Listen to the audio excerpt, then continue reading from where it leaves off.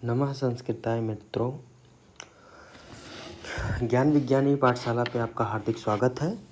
जैसा कि हम लोग जानते हैं कि हम लोग जो पढ़े थे वो जो बच रहा था केवल एक विभक्ति बच रही थी, षष्ठी विभक्ति। तो षष्ठी कौन सी विभक्ति रह रही थी? षष्ठी विभक्ति। षष्ठी विभक्ति क्या है? संबंध है। बस हम इतना ही लिखेंगे, कारक इसके आगे नहीं लिखेंगे। जैसा आप सभी जानते हैं कि मैं और हमारा संस्कृत वाङ्मय षष्ठी विभक्ति संबंध को कारक नहीं मानता है, क्योंकि इसका क्रिया के साथ में कोई संपादन नहीं होता है। इसीलिए ये जो है संबंध है। संबंध का जो चिन्ह है वो क्या होता है? आपको पता होगा। संबंध का चिन्ह होता है का, के, की और रा, रे, री। तो काके की रारे री होता है। तो जैसे हम लोग लिखेंगे राम के पिता, क्या लिखेंगे? राम के पिता। तो यहाँ हम राम के पिता क्या लगाएंगे? रामस्य। तो यहाँ राम के पिता, रामस्य की हिंदी क्या क्या हो जाएगी? राम के, राम का और राम की, ये तीन इसकी हिंदी हो जाएगी। ठीक है। अब जो है इसमें इसके जो सूत्र हैं वो देखते हैं। एक पहला सूत्र आता है, जो सबसे पहला सूत्र है वो है षष्ठी से। षष्ठी में शेष रहता है। क्या है? षष्ठी से।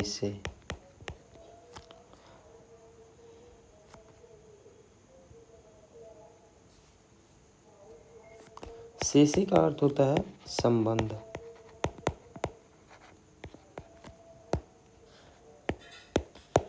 संबंध, ठीक है। अब यहाँ एक चीज़ ध्यान देने वाली है, और इसका चिन्ह मैंने ऊपर बता दिया है आपको। चिन्ह क्या बताया है? चिन्ह जो होता है वो बताया है मैंने ऊपर। चिन्ह क्या है? का, के, की। तो काके की है, तो ये जो है अब बात आती है, ये क्या है? संबंध कारक है। ये संबंध है, कारक तो है ही नहीं, षष्ठी विभक्ति है। फिर अब एक प्रश्न हमारे मन में आता है कि संबंध है, तो अब एक चीज़ है कि संबंध के कितने प्रकार होते हैं। क्या होते हैं? संबंध के कुछ प्रकार भी होते हैं, वो देखेंगे कि संबंध के कितने प्रकार होते हैं। संबंध के प्रायः हमें 3 प्रकार देखने को मिलते हैं। कितने प्रकार? 3 प्रकार। अब वो 3 प्रकार हैं कौन कौन से? एक तो है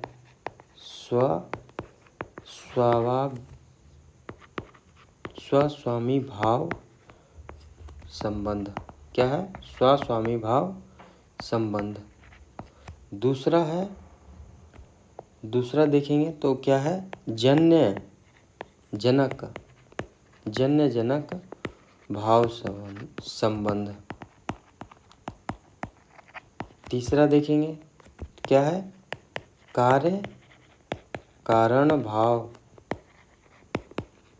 संबंध। ठीक है।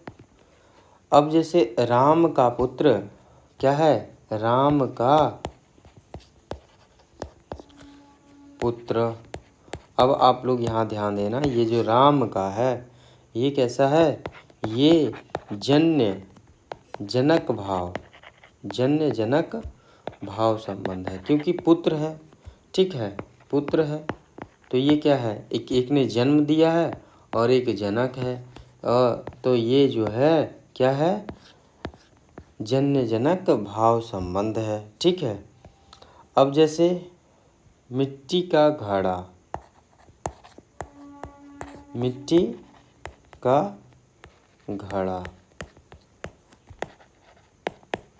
मृत्तिकायाः घटा। अब यहाँ मिट्टी का घड़ा, मृत्तिकाया घटा। आप लोग बड़े ध्यान से देखिएगा क्या है यहाँ पे। मिट्टी का, किस चीज़ का बना है? मिट्टी का बना हुआ है। कैसा है? घड़ा है। तो ये भी क्या हो गया? जन्य जनक हो गया। अब देखना एक सूत्र आता है। अब एक सूत्र आता है, सूत्र क्या कहता है? षष्ठी हेतु प्रयोगे। क्या है सूत्र? क्या कहता है? षष्ठी हेतु प्रयोगे।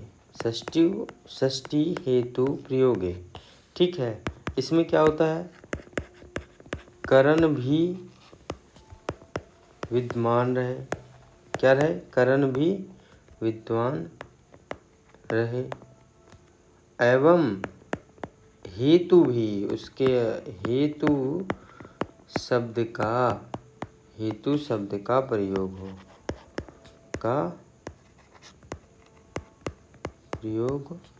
हो। क्या क्या होना चाहिए उसमें? करण होना चाहिए और हेतु शब्द का प्रयोग होना चाहिए। प्रयोग हो तो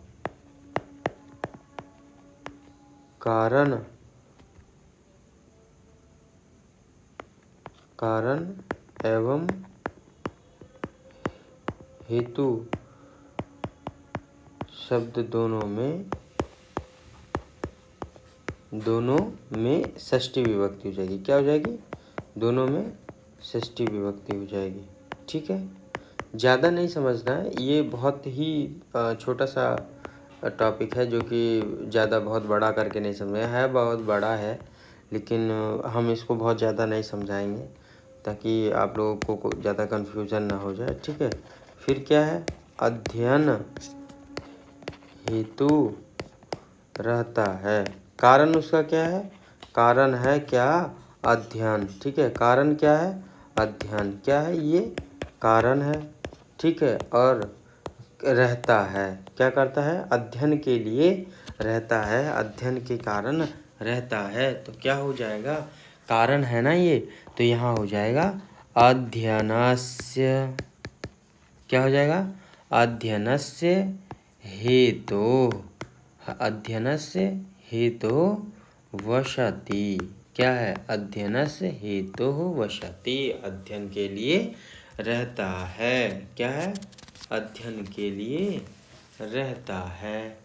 फिर एक सूत्र है षष्ठी चनादारे। क्या है?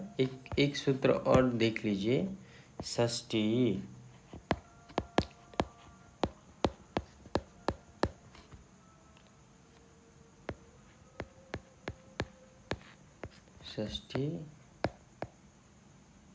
चनादरे। षष्ठी चा अनादरे। अब जैसे इसमें क्या है? इसमें हम लोग देखेंगे रुदतः पुत्रस्य। कैसा पुत्र है? रुदतः पुत्र। कैसा पुत्र है? रुदतः पुत्र है। ठीक है। पिता वनम गच्छति। पिता वनम गच्छति। ऐसा पुत्र है जिसके पिता कहाँ गए हैं? वन गए हैं। कहाँ गए हैं? जिसके पिता वन गए हैं। रुदतः पुत्रस्य पिता, रोते हुए पिता के पिता, रोते हुए पुत्र के पिता बन गए हैं। ऐसा हम लोग समझेंगे। और षष्ठी विभक्ति में ज़्यादा कुछ नहीं है, बस इतना ही समझने लायक था और समझने के लिए उचित रहेगा आप लोगों के लिए। तो अब नेक्स्ट से हम लोग क्या शुरू कर दें? ये अगर जो आप लोगों से बन पाता है तो आप लोग ज़्यादा कुछ नहीं, उसको कमेंट कर दें कि हमें नेक्स्ट चैप्टर क्या पढ़ना चाहिए। उससे भी नहीं बन पा रहा है तो फिर मैं शब्द रूप स्टार्ट करूँगा या धातु रूप, दोनों में से कोई एक मैं डेली एक एक लिया करूँगा। शुरू कर दूँगा शब्द रूप या धातु रूप। आप लोग देख लीजिएगा आप लोगों को क्या पढ़ना है, शब्द रूप या धातु रूप। उसके बाद फिर हम आगे का देखेंगे बाद में। ठीक है। धन्यवाद। इसी के साथ में मैं इस कक्षा को यहीं पे समाप्त कर रहा हूँ। बहुत छोटी सी कक्षा हुई है, इससे कोई घबराना नहीं है कि हाँ भाई ये छोटी कक्षा क्यों हो गई। ठीक है। और आपका फिर से धन्यवाद। और थोड़ा सा मेहनत कर दिया करो, अच्छा लगे वीडियो तो ठीक है। अब मेहनत क्या करना है वो सब आप लोगों को पता है, मुझे ज़्यादा बोलने की कोई ज़रूरत नहीं है। ठीक, ओके।